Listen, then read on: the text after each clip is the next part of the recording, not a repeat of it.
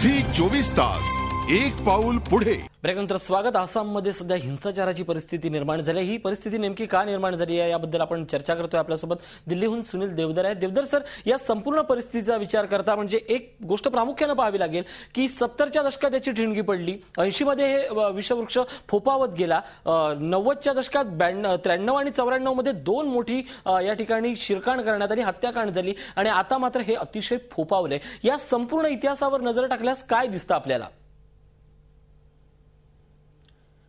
याच्यामध्ये एक गोष्ट लक्षात ठेवली पाहिजे ऋषी, की आता हा फक्त आसामचा प्रश्न राहिलेला नाही। नक्कीच जसं महाजन साहेब म्हणाले त्याप्रमाणे अरुणाचल प्रदेशामध्ये एक 50,000 बांगलादेशींना 4 वर्षांपूर्वी अरुणाचल प्रदेश सरकारने बाहेर काढलं आणि ते आसाममध्ये आले आणि आसामच्या मुख्यमंत्र्यांनी डिक्लेअर केले की ते बांगलादेशी नाहीयेत, ते असमिया लोक आहेत।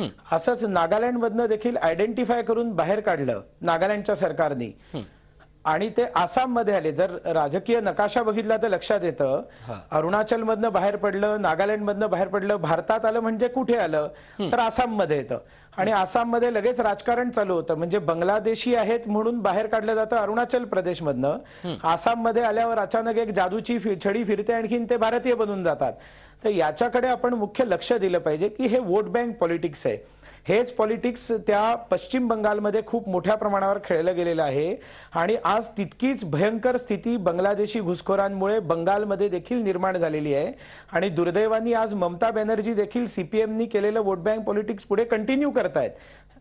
आज दिल्ली सारख्या ठिकाणी देखील 25 लाख बांगलादेशी आहेत आणि यमुना पार म्हणून तो एरिया आहे आणि दिल्लीच्या उच्च न्यायालयाने राज्य सरकारला आदेश दिलेला आहे। अतिशय महत्त्वाचा प्रश्न, नक्कीच अतिशय महत्त्वाचा प्रश्न आहे। मी पुन्हा एकदा जाणार आहेत महाजन सरांकडे। इतिहासाबद्दल मगाशी बोललात, या संपूर्ण परिस्थितीचा विचार करता ही जातीयवादीची जी विषवल्ली आहे ती फोपावण्यास नेमकी काय कारण आहेत आणि नेमके कोण जबाबदार आहे, तुम्हाला काय वाटतं सर?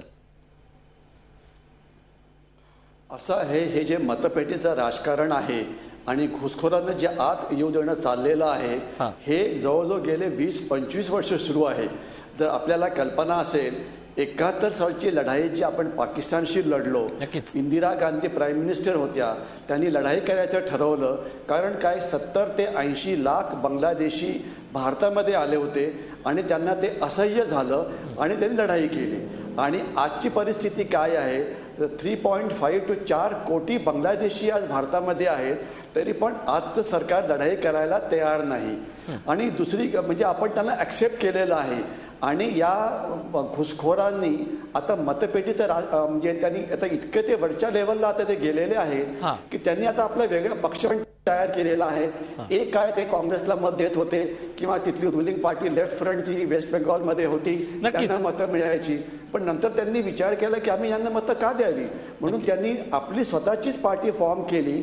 आणि तुम्हाला कल्पना असेल की मागच्या इलेक्शनमध्ये जे आता झालं, प्रणब मुखर्जी आता जे राष्ट्रपती बनले त्यांची इच्छा होती की काँग्रेसनी AUDFशी समझोता करावा, पण तरुण गोगोईंना कळालं की हा कॅन्सर एवढा जास्त पसरलेला आहे, त्यांनी तो समझोता होऊ दिला नाही आणि आज मेन अपोजिशन पार्टी ही बांगलादेशी आहे। त्याच्यामुळे जी धोरणात्मक जी लढाई असते ती कधी लढली जाऊ शकतच नाही। 1/3 जर MLA जर बांगलादेशी असतील तर काय होईल? नक्कीच सर, एकूणच हा विचार करता आसरा मागायला आले आणि छत्र हिरावली अशी एक विचित्र परिस्थिती निर्माण झाली आहे। या संपूर्ण परिस्थितीचे दूरगामी आणि भविष्यावर काय परिणाम असतील याबद्दल आपण बोलणार आहोत एका छोट्याशा ब्रेक नंतर। पाहत राहा प्राईम वॉच। झी 24 तास एक पाऊल पुढे।